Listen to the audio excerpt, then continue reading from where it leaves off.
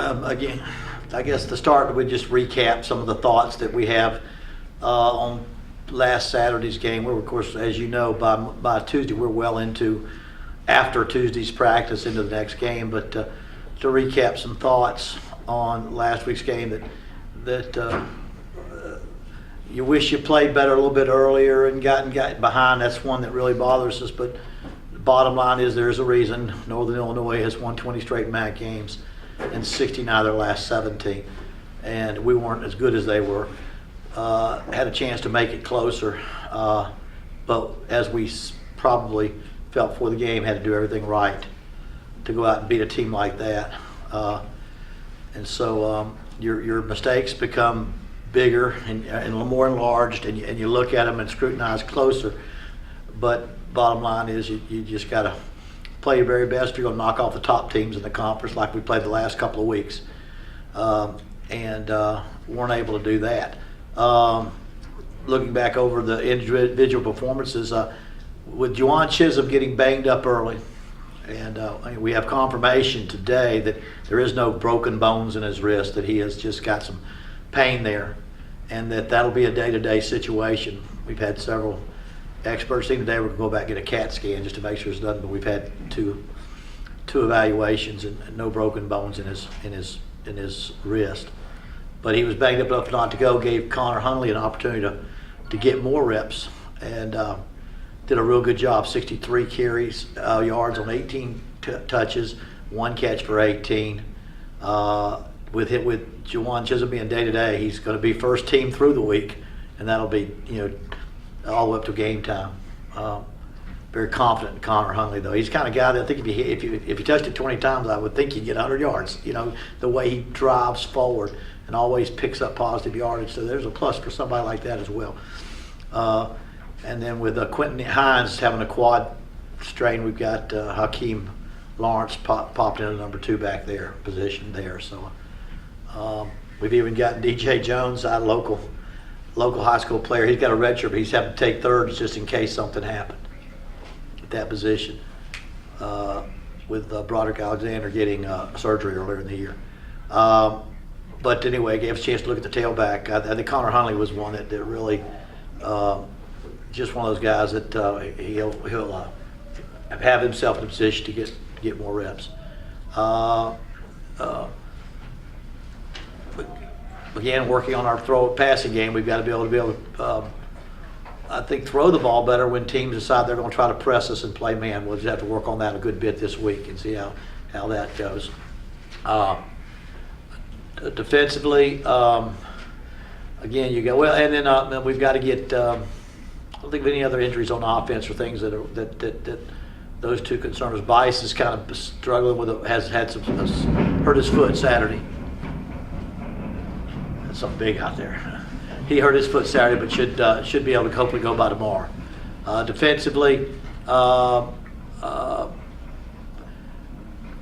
good to see Justin March back at nearly full strength. He made 16 tackles Saturday, and he's helps us to have him back close to full strength and playing out there. No news on Capone or Presley as far as them being able to go on defense. I thought Zach Paul, we really challenged Zach Paul to come through, and he's so young and so talented, but so young, and challenged him to go out there and handle the adversity. And I thought he had a good punting day against the pass team. Now we get ready for Central Michigan, who's in kind of the same boat as we are, in the sense that trying to make something out of this season. They've got a couple of wins. We've got one. Neither of us got a conference win, and so and our kids, you can see that both teams probably feel like this is one. If we play our best, we got a chance. And I think both people are pretty confident that if they play their best. Both teams about the same. I wouldn't say we could be more than them. But it is what I've told our players. Listen, man, of all I know the compounding tough losses, the compound all that, and you'd think by after 7 it would be 7 times worse than it was after 1. But man, you got an opportunity here, and you got an opportunity, and they do. It ought to inspire you. And so we've had a good practice. We had 2 fights today to get some. And I will say that's we got out there and they got after it pretty good today. We're trying to without trying to overdo it as punishment for losing ball games where I think kids did the best they can. But we did have some enthusiasm out there and some fighting and some young people getting after it, old people getting frustrated. And sometimes you have to have a little bit of that to spark and get it and make what would be a monotonous another Tuesday practice something more exciting.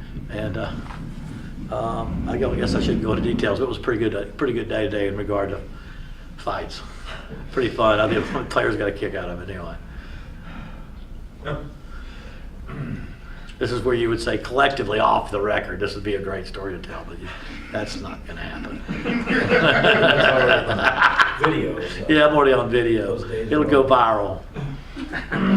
Oh gosh. But anyway, again, the players, the kid. You know, it's just like me. Sometimes my job as head coach is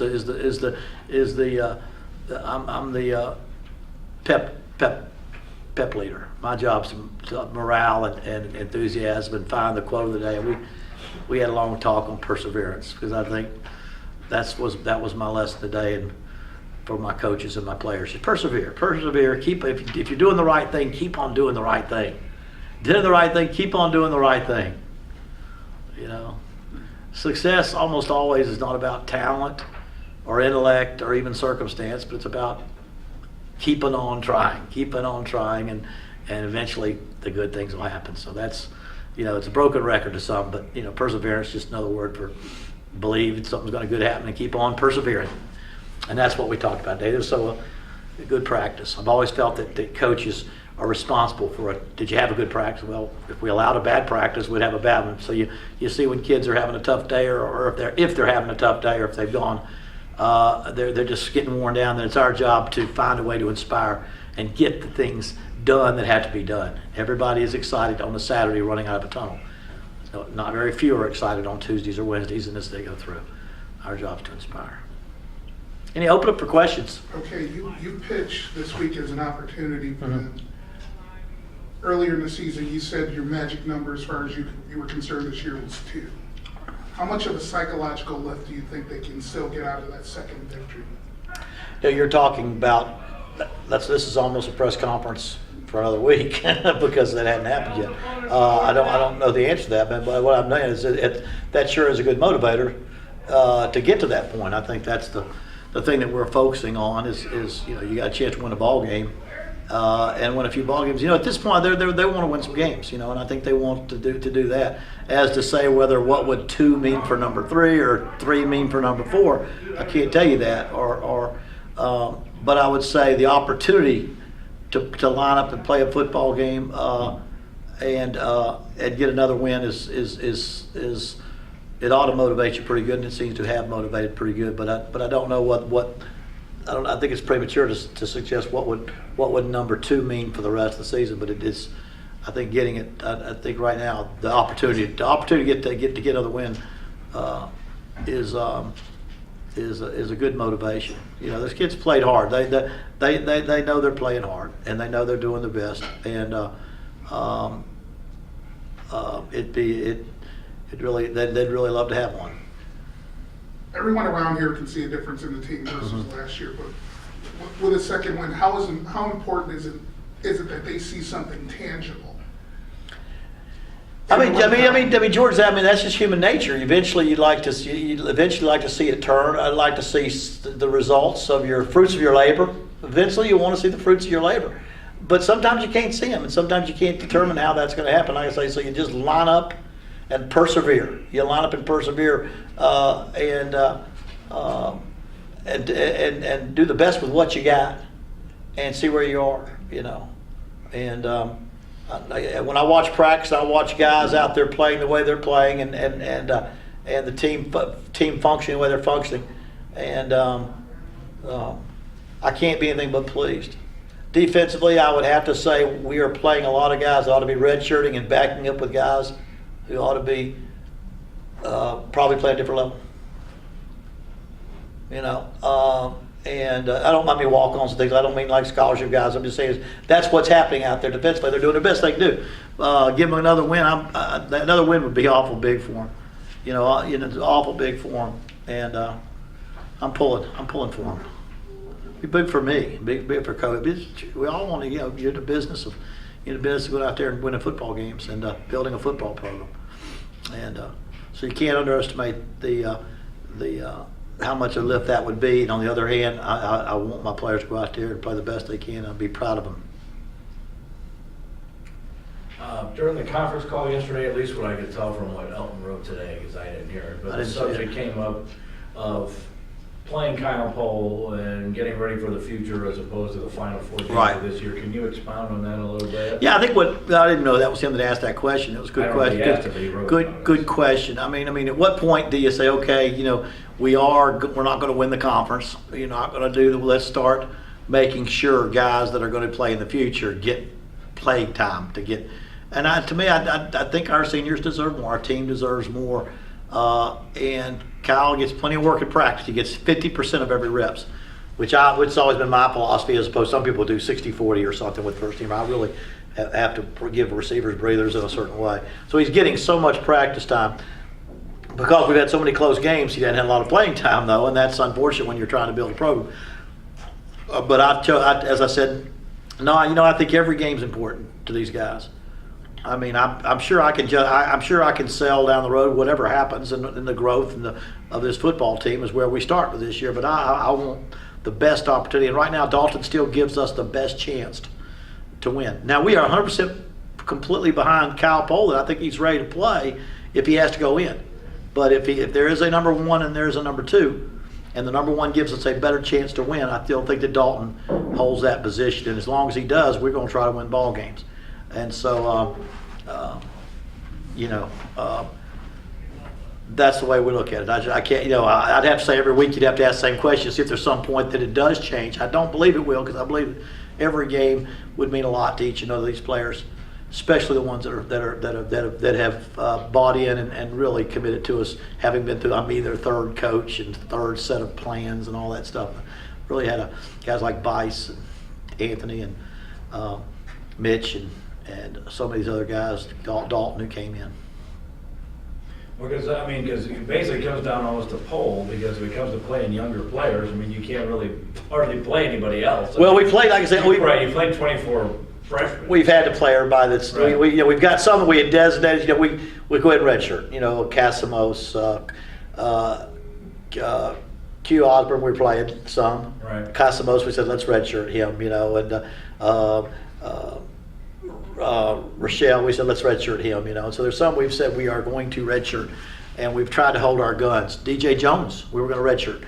Now he has to back up some. We'll probably put him right there on the edge and see what has to happen, in that case if injuries are about. But we played a lot of freshmen. But I think the freshmen had to play. Like I say, should have been redshirted.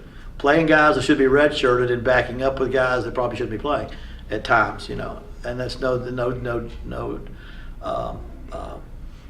disrespect to guys that are down the road too far to come they're playing on football, giving us great work.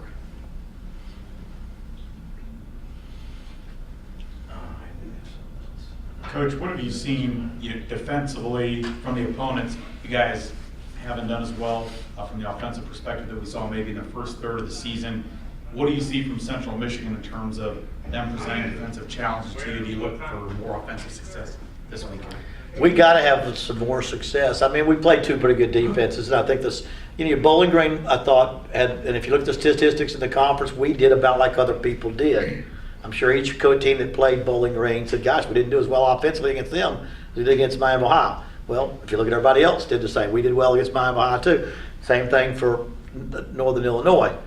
Boy, everybody seems to do well, so they don't do as well. And that we're in that category. But it just goes to show you when you play people with better talent, they don't have to blitz to get pressure. They can play man-to-man coverage without giving up a guy breaking away.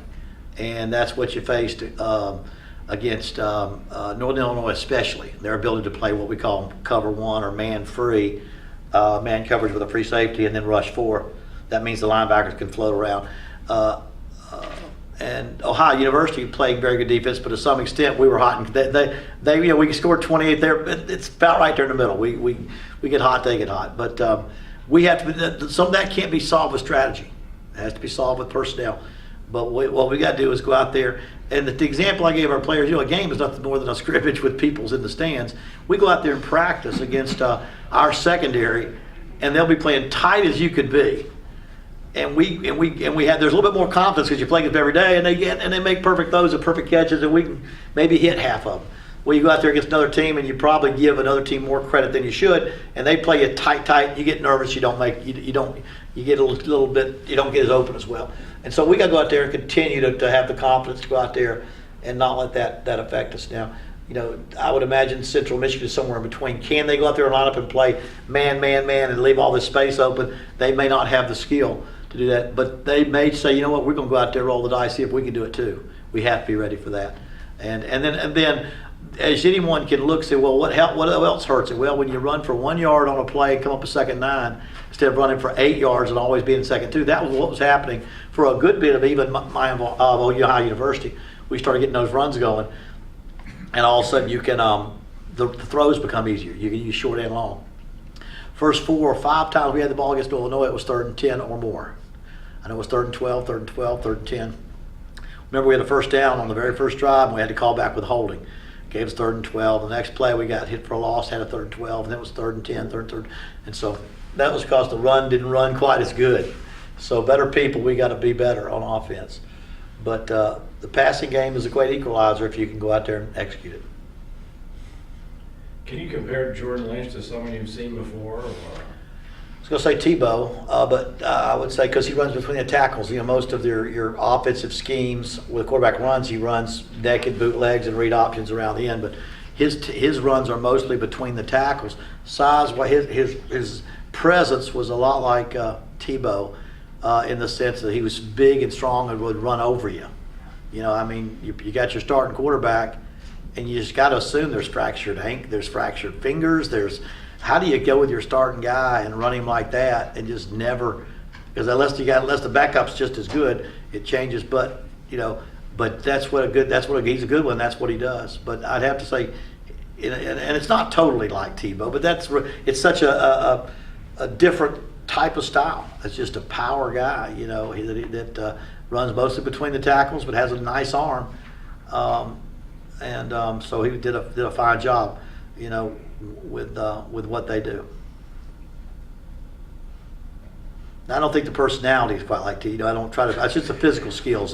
Tebow was a unique personality, where he'd come up screaming and hollering and being a linebacker and acting like a lion, But I think it was his running style was so similar. I could see him doing a jump pass there on the goal line with the way he runs through that off tackle shot. Now, Hakeem Lawrence arrived late to the preseason camp. How has he come along in absorbing the offense, or can you tell? I think Hakeem is one that you would have easily redshirted when you first got him here, not because he just in awe of the whole college experience. We tried to use him early. He had some good plays, but he still was in awe. And that's very common for freshmen. As much as they have ability, the whole experience of the major college scene is a little bit more. And you would said if you're solid in every position, well, he redshirt. So but we were a little bit short. We were looking for playmakers. But now that he's kind of been through, we used him early. We said, he's not going to redshirt him, but he's not ready to take the load. Now he got some injuries. He is further along now, and maybe he can, take some of the load. But overall, he would have been one that would have redshirted. Now we don't have that luxury, so he needs to step up and be ready for an opportunity. How's his shoulder? His shoulders are fine, I think now. I think he's fine, 100%. He's small. Like when I say they're in awe of it, they're also in awe of how hard people hit, and how much it hurts, and all those things that a freshman he feels for the first. Because in high school, nobody ever touched him hardly. He rushed for 1,800 yards in 7 or 8 games, and so he never really got hit. He's already been hit pretty hard, and so you say, man, this is a whole different league here. And a guy like Connor Hunley, he had to fight probably every day of his life to even make the varsity at St. X, So when he started 3 straight years, that guy's got to be tough. To a team like that, to be a 3-year starter. He's already been through the competition, the hard knocks, and the tough opponents that they had to play. So you get a little different background. I don't know, ask the kickoff, what are we looking at with kickoff returns this? You name it. You got any advice? Do you want to run it back? No, what I mean. What else we got left? We have tried everybody. I really don't want you to want to do it. But I'm on- but- guys get hurt doing that, and sure enough. Enough, and I don't think he got hurt on that play, but he still it hurt his psyche. It hurt his, he fumbled the first, got it back. He fumbled the second one and didn't get it back, and then didn't see much more. So, but I'm sitting there thinking we're going to try everything we can try. I don't know the answer to that. Hakeem. We're gonna line up with somebody back there. We don't know who, and it's hard because and then the defense faces the same thing. If I go for their very best guy, and he's already doing 80, all the snaps plus 4 different special teams, and then he adds that one to it where you got a real good shot to get popped. So we'll find somebody to do it. We'll also make sure that line, nobody steps over that line when it gets kicked into the end zone. Because that's 25, and that's better than we'll be able to. And that used to be a pretty good return back in the day when we thought, outside the 20 or inside the 20, and now people return it when they have an automatic plus 25. But until we find somebody that really has a knack for it, and that's what they want to do, and they have a knack for it, we'll have a hard time. So we're going to keep putting people back there. But I say at the early part of the year, the fact that we haven't had one from the first get-go suggests there's not just one that everybody knows. There's always a guy that you got, and I'm not so sure that sometimes isn't a starting receiver or a starting running back or a starting defensive back, but we haven't had one. If when you say how many guys want to return a kick and nobody raised their hand, that nobody feels natural doing it. And then you got to make one, and you got to recruit one.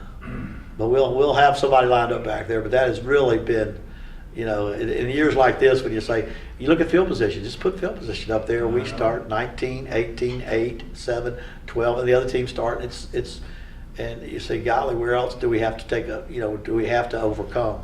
And that's been one that, and then Trent, Boykin, who handles that part for Jeff, my brother, is kind of assigned each coach has a head role in it.